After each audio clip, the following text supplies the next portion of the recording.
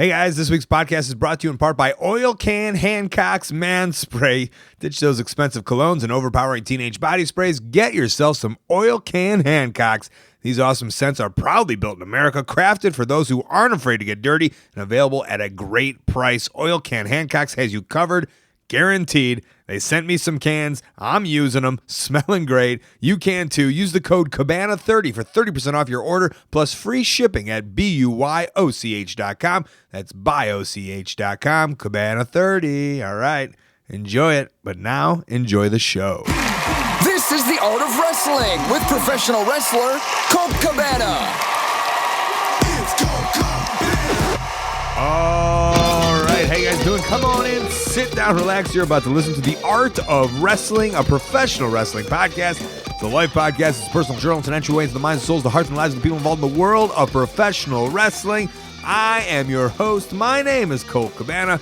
I am British. I'm not British. I'm pretending to be British. I'm putting on my best Britishness while I'm here in London. That's right. I am a Londoner. I am a traveler. I am a globetrotter. Most importantly, though, I am a professional wrestler. And I am not sitting here live in my studio apartment in Chicago, Illinois. No, I am at the, I don't even know. I'm at the Re Hotel or the RE Hotel in Bethnal Green, London, England. And I'll tell you all about it in a second. Before we go any further, this is a fan-supported and listener-supported podcast supported by people just like you. We give it to you free of charge every single Thursday. ColtCabana.com, iTunes, SoundCloud, wherever you get your podcasts from. Colt Gray ways that you can support, rate, review, and subscribe on iTunes. Tell a friend, tweet it out, Facebook it out, Snapchat it out with the sweet dog ears and sunglasses that go up and down when you tilt your head. Best way that you can support, though, ColtMerch.com, DigitalColt.com. And it's the holiday season. You should be going to these places. T-shirts, buttons, pictures, posters, DVDs. I got a brand new T-shirt up there. I got a sweet, different iStar of Colt remix T-shirt up there. I got a book. It's a children's book, and it's selling great. And I'm sending out personalized videos and autographing these books to 2-year-olds, 3-year-olds, 5-year-olds. And I'm giving away free Sarah Joy Shockey holiday cards for you at ColtMerch.com, DigitalColt.com. Yeah, I took a midweek booking in London, England. Sure I did, right? Of course I did. Why wouldn't I? I moved apartments. I should probably be setting that apartment up. No, boxes all over that place. Who's going to move those boxes? Not me. I'm going to London, England to film something. What am I filming? It's a secret project that I'm not allowed to tell you. Will it ever see the light of air? I don't know. That's what these projects are. These are the kind of projects I've been talking about for years. You just do secret projects. You do secret things. I'm filming a thing. It's a pilot for a thing. Who knows if it becomes a thing? If it becomes a thing, you'll know. But I'm here for 2 days, and then I fly home. I'm actually filming tomorrow, and then I'll put this out. So I did a rehearsal today. That's what I've done in London. Get right home and fly right to Miami to go to my friend's wedding. Taking a weekend off of professional wrestling because a high school friend is getting married, and I want to be there for him. And I also want to be in Miami the first weekend of December and not in cold-ass Chicago, where I was this past weekend. 2 shows in Chicago. Did a comedy show at the North Bar with Marty DeRosa. Fun. So fun. Those of you who were there know exactly how fun it was. Could have been our best show ever. That's what the people are saying. That's what's buzzing around town. Best show that we've ever done. We'll see you next year on a Wednesday before Thanksgiving. Gave away so many books. So many people got so many books. I mean, I'm cleaning apartments and I'm giving away books. Sorry, Pete Gass. I read your book and now I'm passing it on. Sorry, Jumpin' Jim Brunzell, who personalized the book to me. Am I a prick? I mean, he'll never hear this. Am I a prick? I gave away. I read it. I read that so many times. This is the great thing about Jim Brunzell's book is I hate reading, but you can take that in the bathroom. And yes, person who won the Jim Brunzell book, that was a bathroom book. And they were like they're great pictures, first of all, but real short stories, easy to get through. But now I have to pass it on. And that's what I did. Had Thanksgiving. I hope you're all thankful for stuff. Ate some turkey. Not my favorite. Thanksgiving has never been my favorite. I'm not a big Thanksgiving head, as they would say. But I got through it. Then on to Cleveland, and then back to Chicago. AIW, AAW seems to be a normal routine, which I love doing. And Cleveland for AIW. Chandler Biggins is always missed, and I miss him. I wrestled Jimmy Jacobs, and then we both drove through the night back to Chicago and wrestled for AAW in Logan Square right next to my house, which was nice to be in bed before midnight. Today on the show is Player Dose. We had Player Uno on. Now we have Player Dose. Also Stu Grayson, Canadian fella, did not celebrate Thanksgiving. Will be celebrating Boxing Day, though. You better believe it. And this is finishing up the players. There is no Player Trace. There might be. Maybe there is. We'll have him on one time. So we had Player Dose. And this was good. Talking Canada, talking business ethics, talking big breaks, talking little breaks. And before we get to him, last episode of the year, I think we're going to do another AMA. I'm going to be in Japan when it's going to happen, so I don't see Marty doing it with me. So a solo AMA, and then things are going to change a little bit in 2018. I hope you're ready for it. I'm ready for it. I think I'll announce that on the AMA episode. So send a voice message, coltwrestling@gmail.com, subject line AMA, and, keep it under 20 seconds or whatever. Say who you are, where you're from, make a comment if you want, and ask a question. Last time there were so many great questions. I was so excited to answer all of them. So hopefully we will do it again. That's for the last episode of the year. Ask me anything. coltwrestling@gmail.com. Subject AMA. Send a voicemail. All right, let's talk to Stu. Before we do, we have a song of the week. And the song of the week this week is brought to you by Harry's. You know it's what I use. I got a new shower in my apartment, and I bought a mirror that doesn't steam up. Now I'm shaving with Harry's in the shower. Harry's is going everywhere, literally. Last year, I gave a Harry's kit to my dad for Hanukkah. He loved it. This is a layup for gifts, people, especially with the code I'm going to give you. This year, they're doing custom gift sets, too, with custom color schemes. Holiday sets come with German-engineered 5-blade cartridges that provide a close, comfortable shave, foaming shave gel that smells amazing, a special limited edition winter chrome and emerald green handle, and personalize it with an engraving. No matter what you're looking for, Harry's has you covered. Sets come ready to gift in beautifully designed gift boxes, and they start at just $10. They're great stocking stuffers or just flat out gifts. Get your holiday shopping done early and take advantage of some free shipping. To get this limited edition holiday shave set while supplies last, go to harrys.com/Colt, all capitals. That's HARRYS.com/Colt. Song of the week was sent to me by Robert McClure, and it's by the Edmonton straight edge band Detach. Support them at detachxvx.bandcamp.com. Their song, just like my guest, Canadian, and the name Stu. This one's called Papa Stu. Enjoy it, and we'll be back with Stu Grayson. Promotional consideration paid for by the following. Hey, we're also brought to you today by Stamps.com. It's that time of the month. Well, it's not that time of the month, but it's the time where the post office is getting slammed. I've been there before. It's not fun. Stamps.com wants to make the holiday season as easy as possible for you. And they do. Stamps.com brings you U.S. Postal Service right to your fingertips. You can buy and print official U.S. postage for any letter, package, or class of mail by using your computer and printer. Then a mail person comes and picks it up. Worried about postage calculations? Don't. They'll send you a digital scale. Stamps.com will even help you decide the best class of mail to send it. I use Stamps.com to ship out Colt merch. I've been shipping out my books with Stamps.com and all my holiday orders. It's been a lifesaver, and I remember how much time I wasted. I still get frustrated thinking about it today. If this sounds good to you, then enjoy Stamps.com service with a special offer that includes a week trial plus postage and digital scale with no long-term commitment. Just go to Stamps.com, click on the microphone at the top of the homepage, and type in Colt. That's Stamps.com, microphone at the top, enter Colt. So I'm talking in the mic now? You're Congratulations. How did you learn English? Actually, I learned the first time I ever really learned English was technically with CPW, the wrestling school I was trained with. And how old you were when you were there? I just turned 16.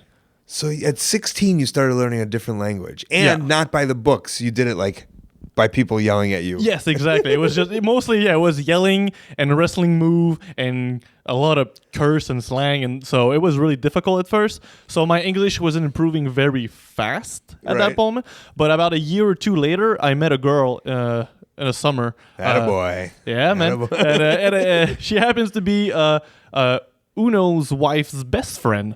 So and we had a party, and I realized that she only spoke English, even though her entire family was French, which made no sense to me. But I spent a whole summer with her, so I learned English with her more than I did with the first 2 or 3 years of wrestling. Yeah, but it's not like you weren't like taking classes or you weren't. No, nothing at all. I was just on the spot. I learned that there was half English school, half English, half French. Yeah, around here there's a lot of bilingual schools, but I went to just French school. I live on the Gatineau side, so we usually now we say we live in Ottawa, but really it's Gatineau. Ottawa and Gatineau are two big cities connected to one another. Ottawa is almost 90% English, while Gatineau is the other way around, almost only French. Tell me about the because you hear it a lot as the French Canadians hate the fuckers that come here and speak English, right? Like, well, there's around here mostly there's that big war between Ontario and Quebec, so it's English versus French. Is that in wrestling or is that in life? Oh, in life. Okay. Yeah, in life. But no, wrestling wise, we really don't care. Right, I know that. No, actually.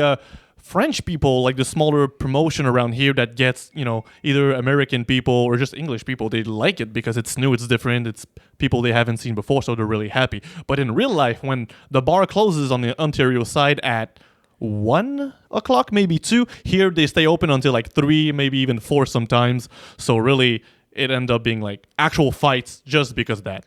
But what? Because the French are like, you guys won't learn English, and the English is like, yeah, it's really what it is. It's just it's dumb because personally I think that French people who don't want to learn English are the ones shooting themselves in the foot. But I mean, it's just how it is, right? People hate just to hate.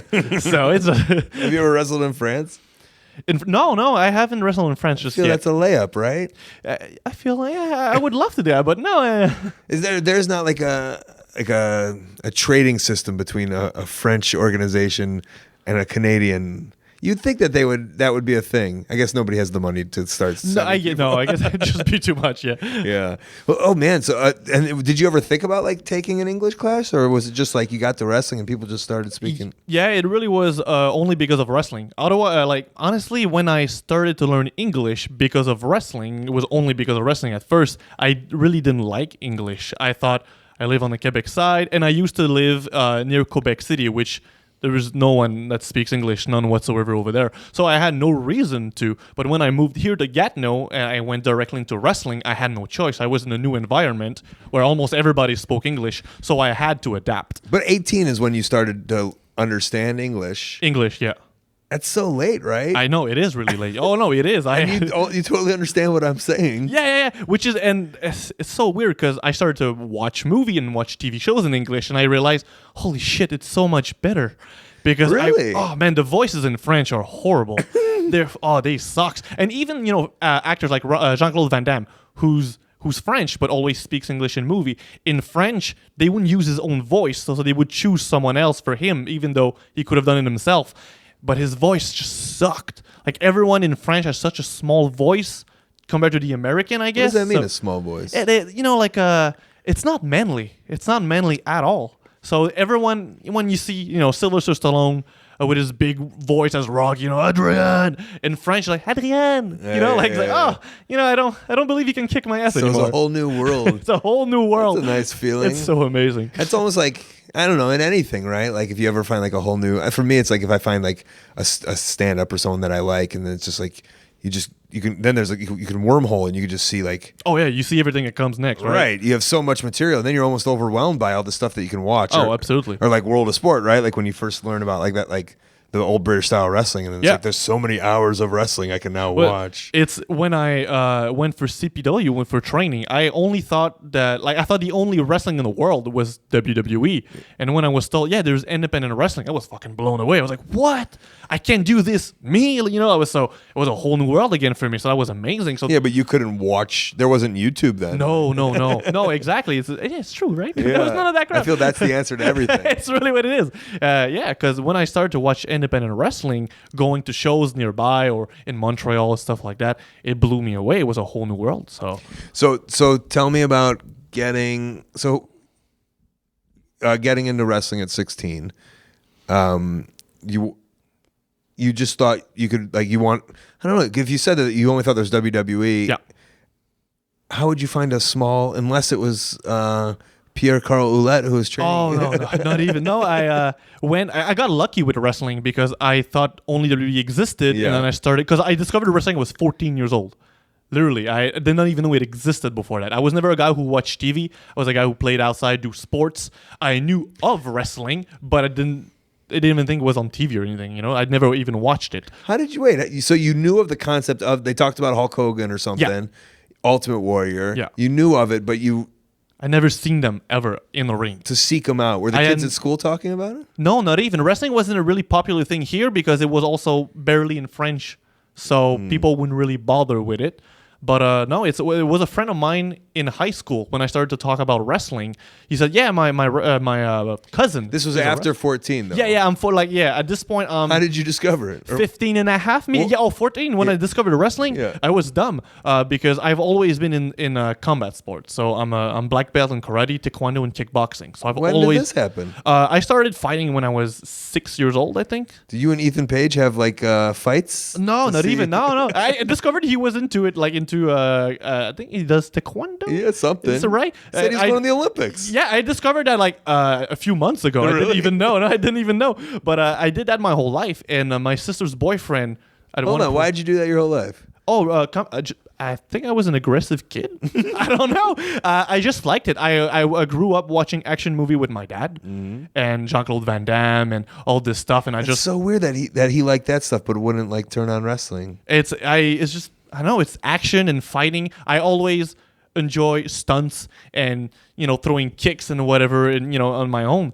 So when I was watching movies and they were getting paid for it, I was like, holy shit, this is a great deal, And then I got into martial art just because it was the best thing for me to do, because it's not like I would think I would go in Hollywood. So martial art was the fun thing for me to do.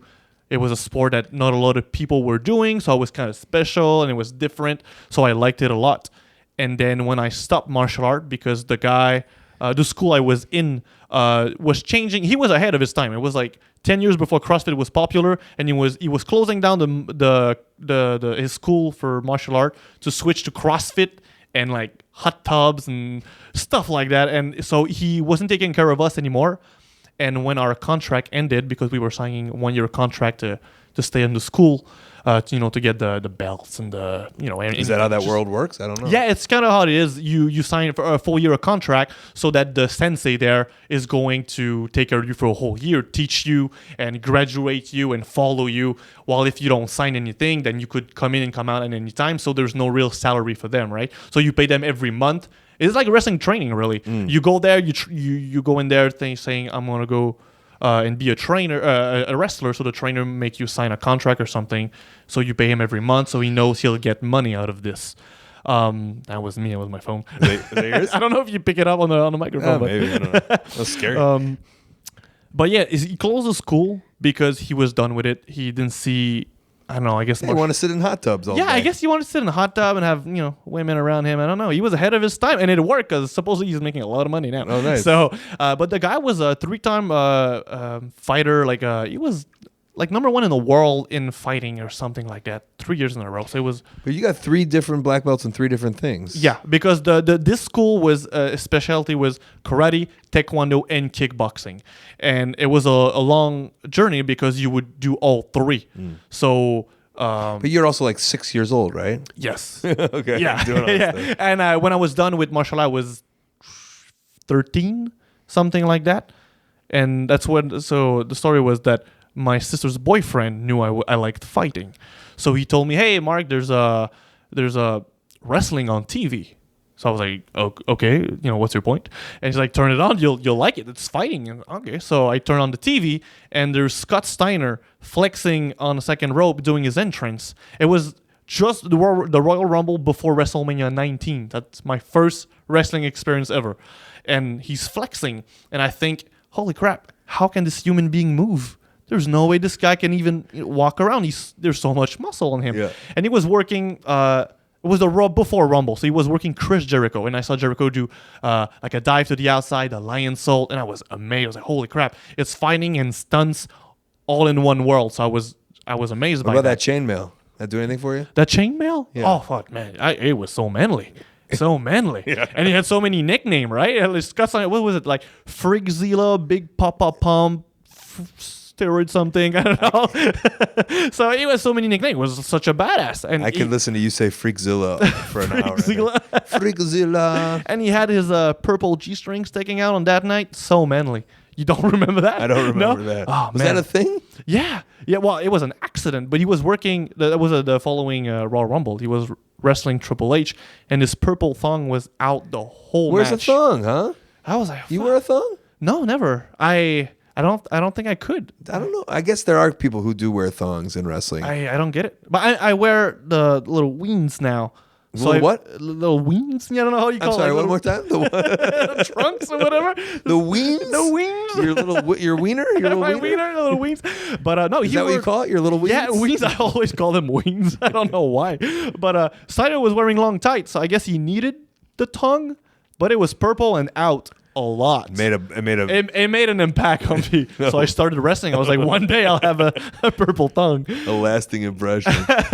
But yeah, I watched that and I was amazed that these men could do all these things. Right. So why would you know that there's independent wrestling? Slinger? Because you wouldn't though, right? No, I wouldn't. Yeah. Because I watched WWE for almost 2 years before even realizing it. There was something else, and it's when I was talking about wrestling at school that one of my friends said my cousin is a wrestler. And Who's he? Yeah, his name was the Freak Zach Manson. He was a local wrestler here in Gatineau. But was he out of high school? I think he was out of high school at this point. I think he was like 25, 26, and his cousin was about 16 at that point, a little older than I was. You're the guy who taught. Yeah, so Andre is the guy who told me at Yeah. school about his wrestling cousin, Zach Manson. And so he told me that on Saturday they were running shows. So I thought, wow, I have to see this. And when I went to CPW, the very first wrestling I ever lay eyes on was Player Uno against Kevin Steen. And that's the night that probably Uno told you he took the Steenalizer on his head and nearly broke his neck. And I thought, wow, this looks so real. It must be awesome. Little did I know it was real and he Yeah. got hurt bad. And I was seeing Kevin and Uno go at it and I thought, holy shit, this is awesome. I want to be part of this. Well, what did you think about when you saw? I love the idea of fresh eyes.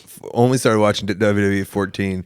At 15 and a half, goes to a show. Like in your head, what did you think that? Did you think it was going to be like a giant arena? CPW was it? Yeah, CPW. Yeah, they had a decent crowd. But like for the before time. you walked into that building. Oh no! My friend explained to me that it wasn't WWE, and not to expect something big because I asked him how much does it cost, and when he said $10, I was like, oh wait a second, Yeah. there's no way it's a huge venue, and Yeah. there's no way it's like WWE. So he told me, they usually go in church or a gymnasium or whatever, and it's a small thing that eventually these guys, they hope to get to WWE. Right. So it's really, he explained to me like hockey. You start small and you slowly go into bigger That things. was very Canadian. That's a very Canadian thing. Hockey, right? How he Using explained hockey to understand life. As an analogy. Yeah. But so I went there and I saw Kevin beat the living hell of my best friend. Well, soon to be best friend. And I thought, yeah, I want to get my ass kicked too, I guess. So, and then the idea of getting trained, because I'm always kind of a little fascinated about people who train before high school. Because I'm jealous, or like while they were in high school.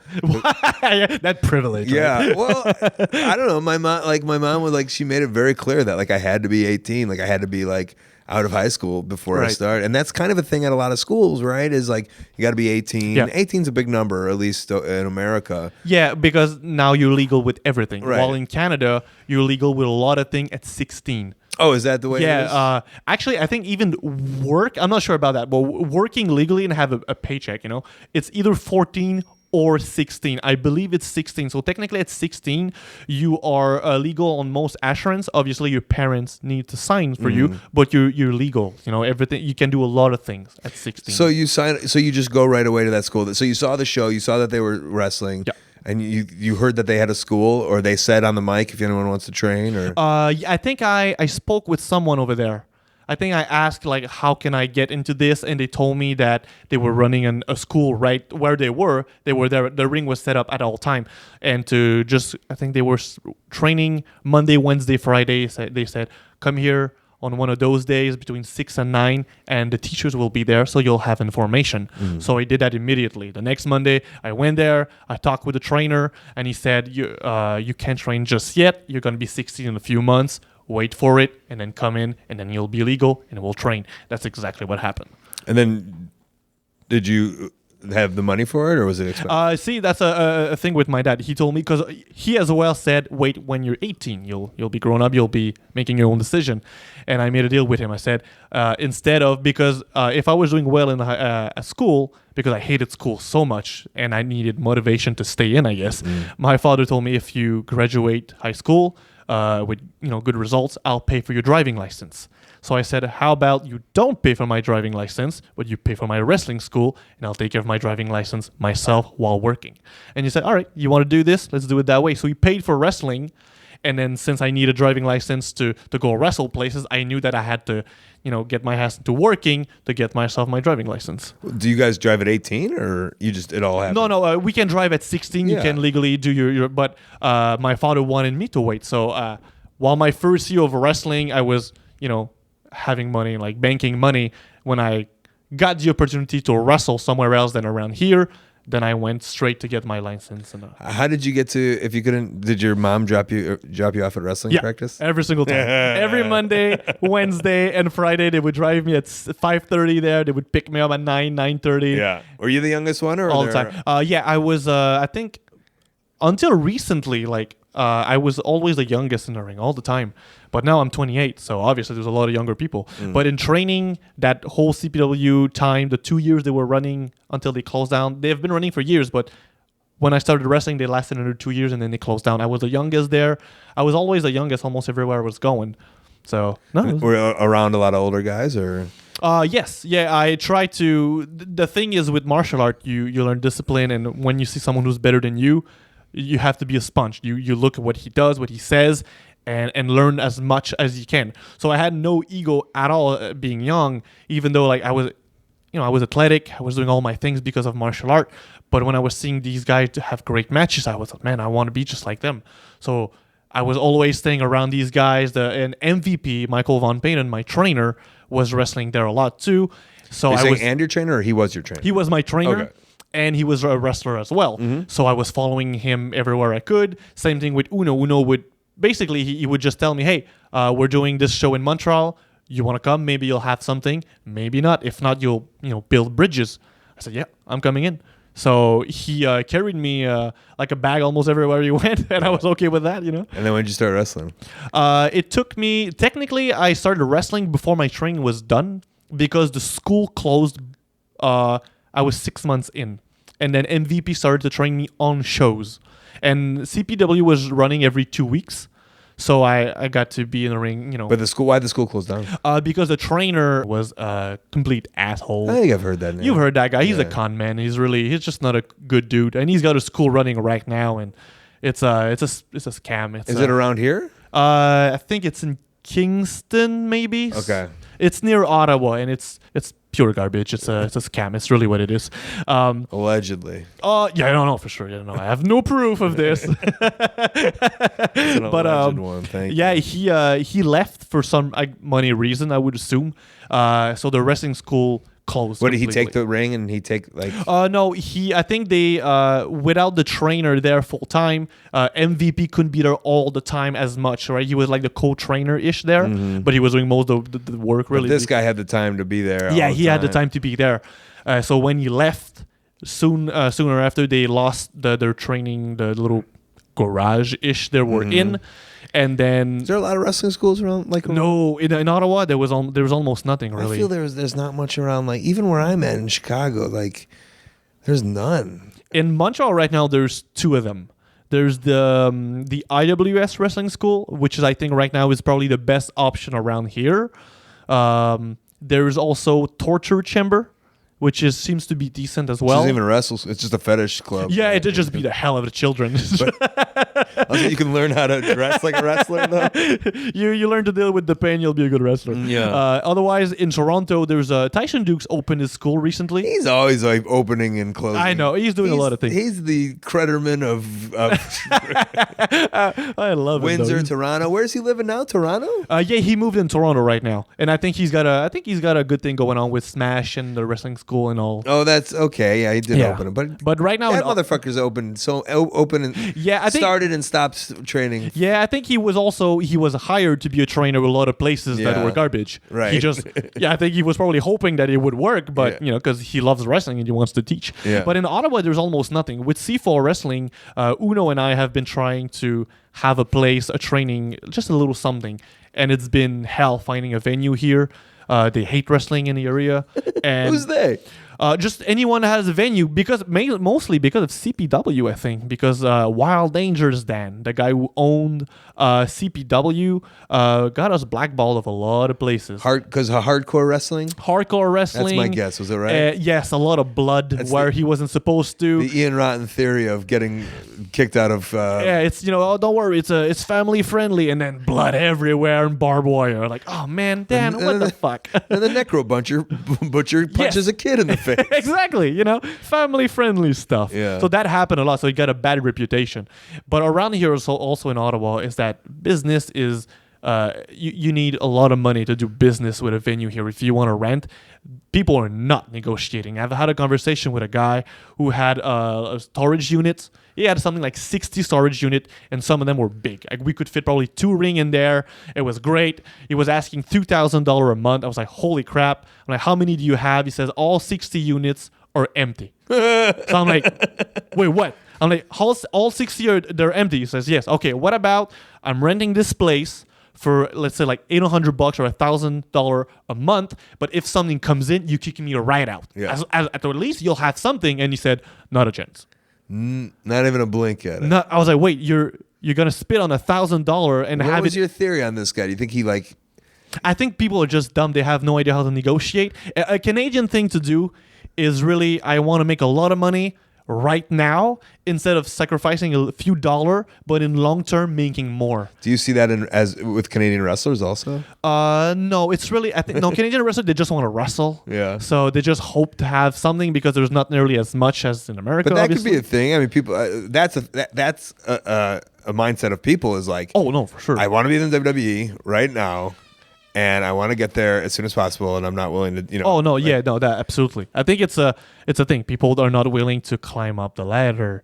They want everything right now, whether they deserve it or not, or even if they're ready or not. They want it. We all want something right now. It's like when you want to get in shape, right? You don't want to go to the gym for 6 years and eat healthy. You want to be muscular right now. I've been doing it 25 years, and I'm Still not working. not even Damn it. close to anywhere that I want to be. Good Lord. But I think it's a business mentality here around here, because since I have a construction company, so I deal with a lot of people like that, and it's very often that way. We want everything right now. And So- then, go ahead. Yeah, well, but I'm just saying that you understood that you have to, so you didn't think you were going to WWE when you were No. 16 and a half, right? No. Like the first day of training. So you knew that you'd just be doing these little shows for Yeah. a while, right? I didn't even think it was an option really for me to go there because I was small until I discovered TNA. And then I realized the X Division I thought that was a steroid.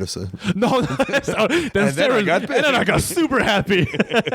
I grew taller, but no, I discovered TNA with the X Division. I saw smaller guys, and I started thinking, and at the time TNA was good. So Well, now it's no more. I mean, it's dead now, right? Right. Well, what is it now? Impact Wrestling. It's just Impact Wrestling. Isn't it like G? Nobody G- knows. They're no. back in- Okay. So They're see, I getting their thought they ducks were together. I thought they were just dead at that point. With the X Division, they were at their peak. Yeah. Like it was the best time at TNA, and I was looking at them, and I thought that's what I could do. I could be a guy like AJ Styles, Petey Williams. I'm 5'10", 5'11". I could gain muscle when I grow up, so I could do that kind of stuff. For me, W wasn't an option. I thought no one there is. But you were doing a lot of the. the little shows Oh yeah. Right. Oh, in my head, I would only do little shows for the rest of your for life. fun. Yes. So when you say you own a construction business, and you own a construction business, yeah. Attaboy. How does that mindset of like getting into that industry go with knowing that you're a wrestler also? Well, one of the things that Michael Von Payne, my trainer, told me, and it's a thing that I now tell everyone who gets into wrestling, and it's make wrestling your plan B. Have a plan A, go to school. What if I think that's an awful plan? I'd say you're kind of dumb because it's a huge risk, and I'm not a guy who takes risk. Yeah. I play things safe, and Mike told me that way. He said, have a career, go to school, make money, and if wrestling is successful, then good. If it's not, then it doesn't matter. It will be your hobby, and you'll still have a life going on. So that's what I did. When I finished high school, I went into. But like that was like literally like his words. Yes. It like resonated with you. Oh, absolutely. I thought Mike was a really smart guy. The way he would take. You the went time to college because he was like like be influential. on yeah, you. like make a do something of yourself, have a good life. And I was like, yeah, that sounds like a super good idea. Like, What about your parents? Were they like go to college, and were you like, no, I'm gonna wrestle?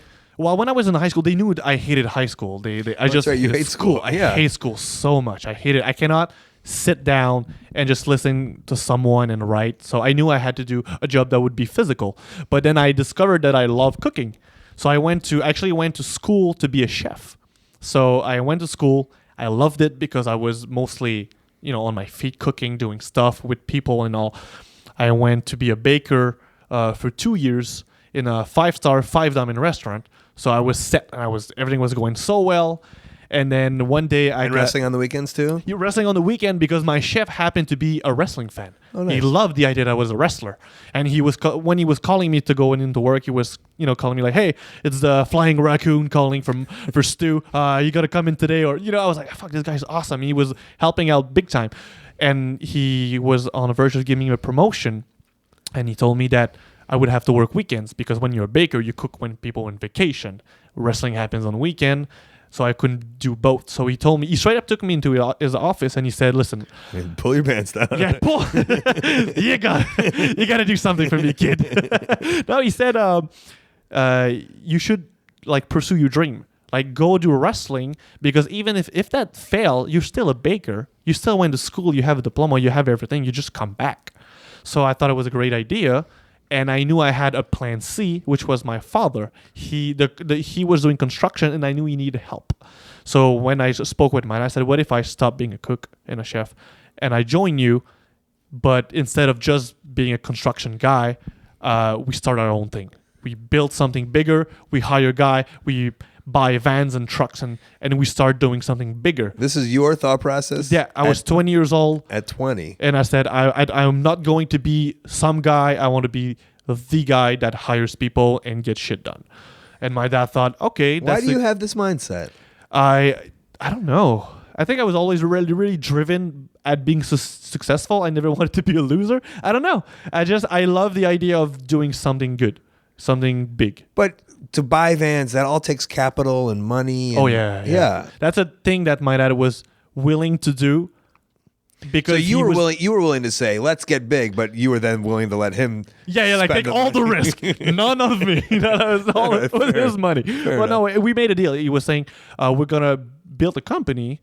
I'll be dealing with the stuff, like the truck, the tools and everything, but you'll be dealing with the employees because my dad is a big softy and he can't tell people what to do or fire them or, So I thought, all right, I'll deal with the people. So he was doing his thing. I was doing my thing. And as the year went on, now I've been doing this for 8 years. Now the company is mostly mine.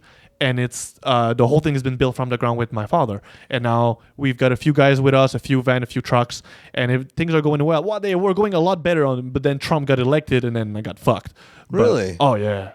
In terms of, because of... When he got elected, the price on the material got up big time. I used to, so what I do is I sand and screw floors. I get into a house, there's only drywalls in the house, no one has ever lived there. I sand and screw the floor so it's nice and even, doesn't squeak, and I install a second layer of plywood on the floor where they're going to be ceramic. I'm a flooring specialist. And your dad taught you all of this?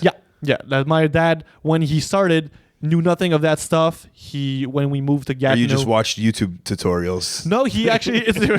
If only YouTube was there, he could have. Right. He could have. But no, he went to see someone, and he simply said, "Hey, I'll work for you for free. Just teach me, and then I'll go on my own." He said that to someone Yeah, else? and that's what he did. He worked for a guy for a few weeks for free, basically. When he had everything, the knowledge he needed, he went on his own, and that's how he started. And so when Trump got elected, the plywood at that point, which is my most important piece of equipment, plywood used to be about $20 a sheet.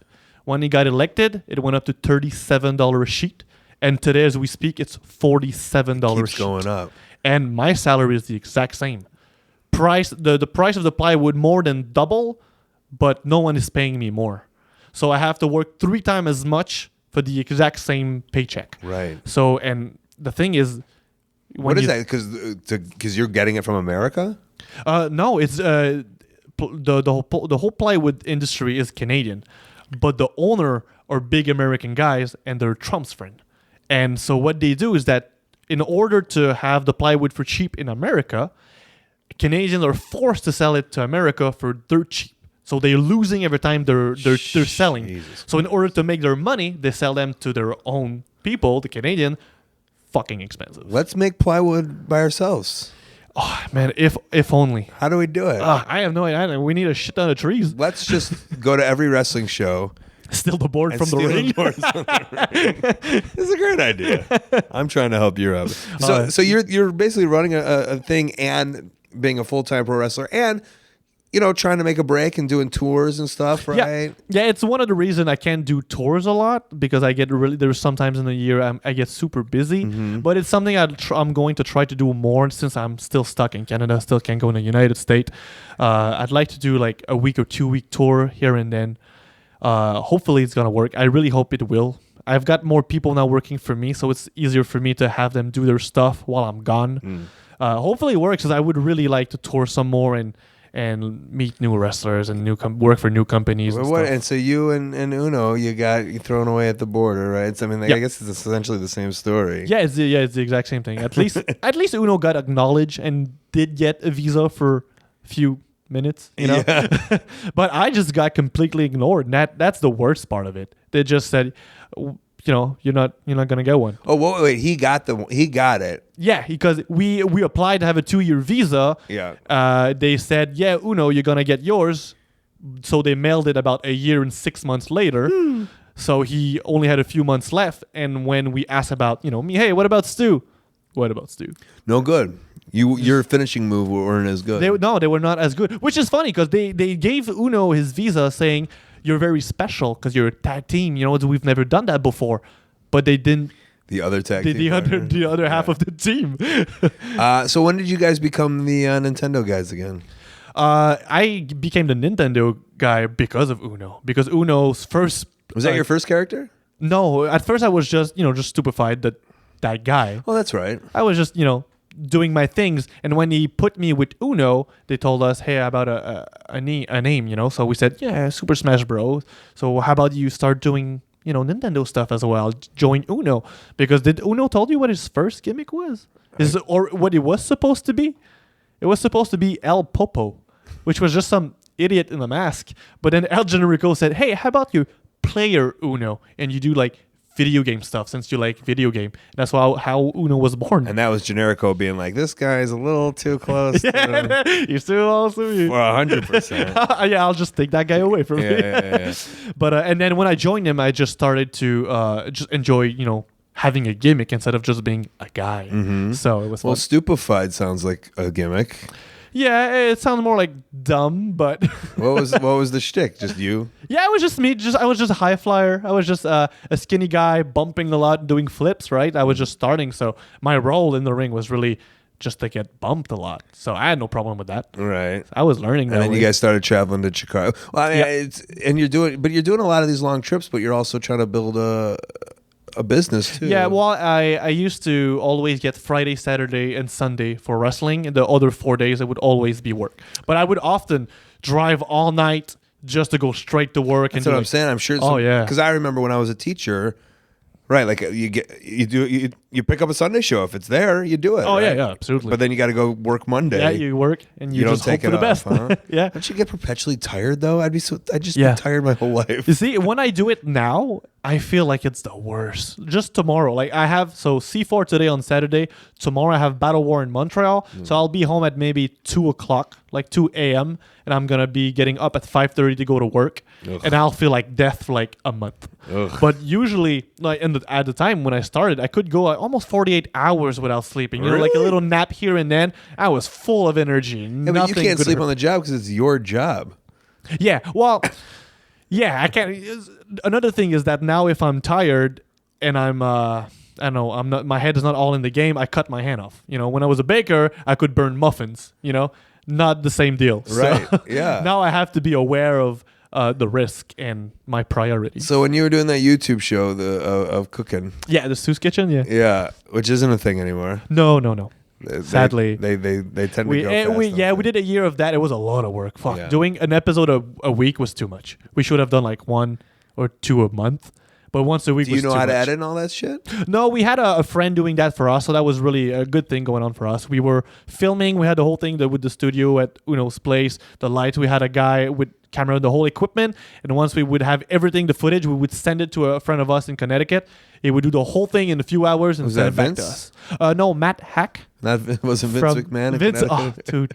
In the studios. I was like, great, kid, that's good stuff there. But the problem with that though is and this is what I've learned is that like you want to do it for, but then you have to worry about all these people then agreeing to do this, Yeah. and I assume for free. Yeah, Right. yeah, And then, like absolutely. it comes to a point where A, you feel bad, and then B, they're like, all right, I'm done doing this for free. Yeah, Right? Yeah, it's a lot of work. It's you have to find people that love what they're doing, and also people that are willing to learn. Because the people that were giving us the camera and everything, they were getting themselves into filming, like school about production and stuff. So they needed experience.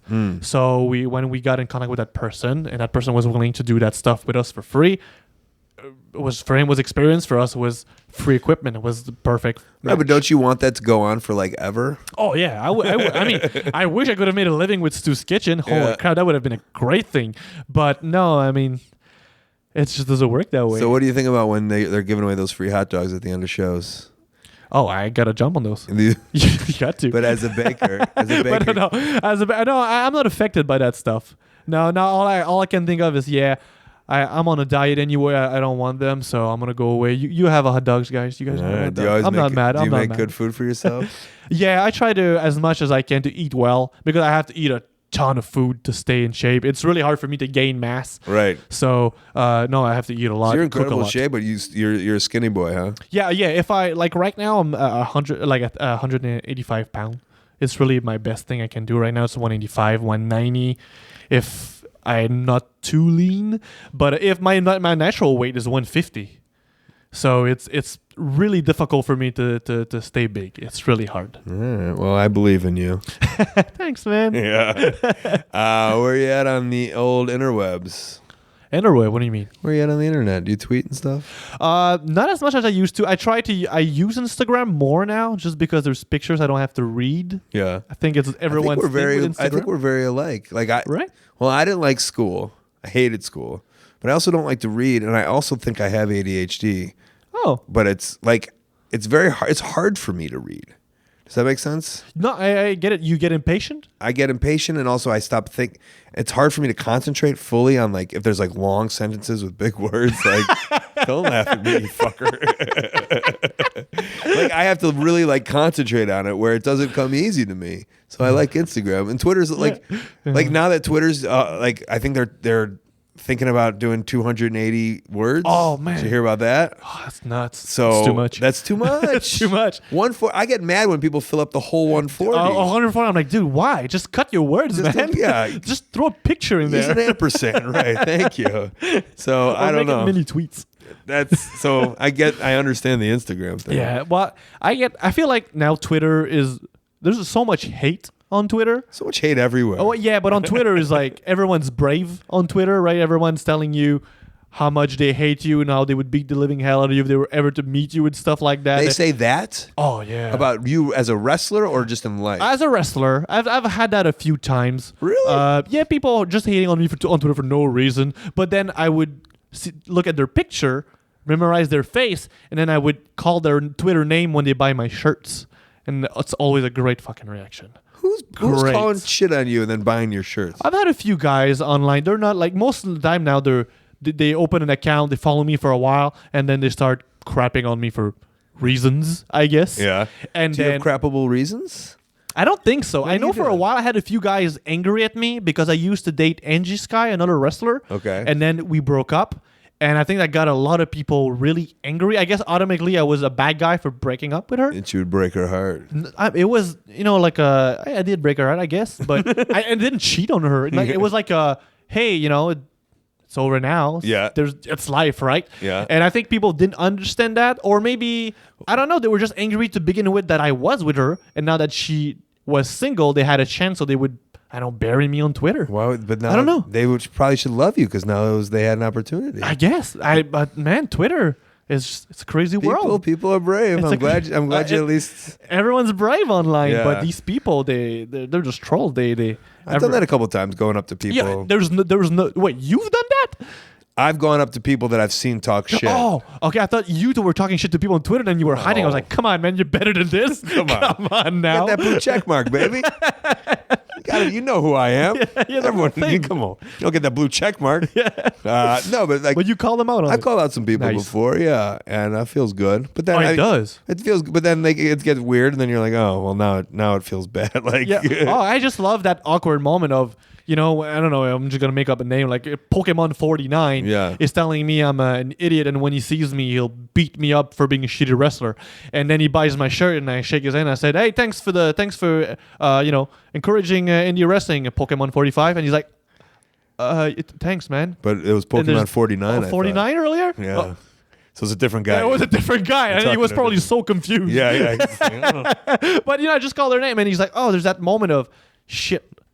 Oh, no, does he hate me? Or See, I assume those people don't even go to shows. Oh, no, most of them do. I assume they don't go to shows because, I don't know, indie wrestling's so great that, like, if you went to the show, you'd just be like, oh, this is great. So I assume the people talking shit are the ones, like, that are just, like, they only go to arena wrestling, like WWE. The big ones. Yeah, and then they don't, like, know the lifestyle, so they don't know, like, how fun it is. Well, I feel like now, indie wrestling has got a lot more coverage now, but I feel like people are attacking a lot of indie wrestlers because it's easier. Mm-hmm. They're not big people. Yeah, but those WWE guys get attacked. Oh, no, for sure. But that's because they have so many people looking at them that there's jealousy or just dumb people. Right? It's just how it is. If someone's popular, you hate them. There's a saying that the only thing better than looking a hero rise, it's to see him fall. It's so much better to see people ruin. I don't know. It's weird. You think that? No, it's just a thing. It's an online thing. That's super popular. Of course. I don't know why. It's weird. I find it very sad. Oh. Yeah. This is sad me. Well, you could tell them right now through here. Hey, fuckers. Hey, fuckers on Twitter. Stop it, man. Yeah, just some love. Just stop it. What's your Twitter handle again? It's Stu_Doze. Yeah, see? So if you hate me, it's player_Uno. It's Pokemon 49. 49 or 45. Choose one. Both of them. Both of them are me. All right, buddy. I appreciate it. Hey, man. Thanks. Thank you. All right, our little Canadian warrior, Stu Grayson, doing good up there. C4. I'm going to be wrestling there in 2018. They told me. They said last time it was too long. This time we'll have you back next year, and I'm going to hold them to it. Also, before we leave, remember to send in those voicemails, AMAs, ColtWrestling@gmail.com. All right, before we get out of here, let's get into some plugs and upcoming events. All right, the best way to support ColtMerch.com, DigitalColt.com, Twitter and Instagram @Colt Cabana, Facebook /AOW Podcast, also /Colt Cabana. My storytelling podcast, Pro Wrestling Fringe, which has 3 new episodes for season 4, plus past archives of the show, are ad-free on StitcherPremium.com/Colt. Use the code COLT, get a free month. ColtWrestling@gmail.com is my very public email, like I told you before. YouTube channel, ColtCabana.com. That's where you can see my P.O. Box. Send me a Hanukkah card. Upcoming Friday and Saturday, December 8th and 9th, Brooklyn, New York, and Rahway, New Jersey. WrestleProOnline.com. December 15th and 16th, New York and Philadelphia. I'm just doing commentary. ROHWrestling.com. December 4th, December 30th, January 3rd, Tokyo, Japan. DDTPro.com. Saturday, January 6th, Minneapolis, Minnesota. Facebook /First Wrestling. Friday, January 12th, La Crosse, Wisconsin. Facebook /River City CW. Saturday, January 13th, Austin, Texas. WrestleCircus.com. Sunday, January 14th, Chicago, Illinois. Facebook /Zello Pro. All right, that is the show for this week. Thank you to you guys at home for listening and telling a friend. Being with me forever. Thanks to Stu Grayson. Thanks to guy Jeff and Stu Stone, Kid Russell, Matt Jenkins on the music, Dane Miller, and Creaky with tech help. Sponsors. We got great sponsors. HighSpots.com, a VOD service. It's amazing. PWG, $5 Wrestling, Kevin Steen Talk Show, plus AMA knee pads, gear, a mask, a wrestling ring. They got it. OneHourTees.com. They run ProWrestlingTees.com. That's where you got your Black Friday sales, and that's where you're going to support your favorite independent wrestler. TweakedAudio.com/Colt. The earbuds that I use get over 30% off and free shipping just because you listen to this show. It's like 1 a.m. in the morning. I'm got jet lag. I'm definitely waking people up with this, and I usually I do care. This time I don't, because I got to power through it, and I got to film this thing tomorrow. So I'm going to get off. That didn't sound right. I'm going to stop the podcast right now, and I'm going to get some sleep. All right, this has been The Art of Wrestling. For Colt Cabana, I'm Colt Cabana. Thanks.